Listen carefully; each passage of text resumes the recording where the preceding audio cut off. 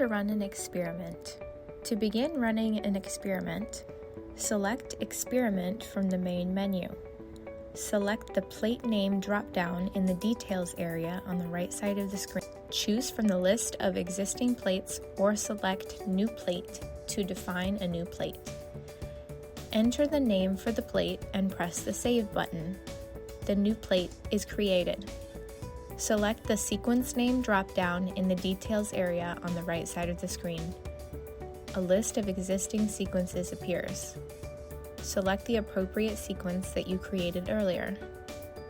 A blank data table with no data values displays in the window.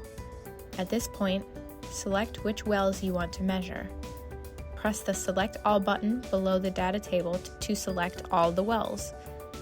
The selected wells change color as you select them. You may also select or unselect wells by clicking on them directly. Press the Run button located in the Plate Controls area on the right side of the window. The sequence is executed.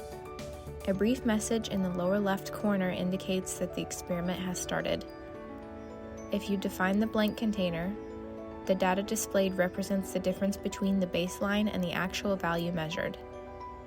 Once the sequence is completed, a confirmation message appears.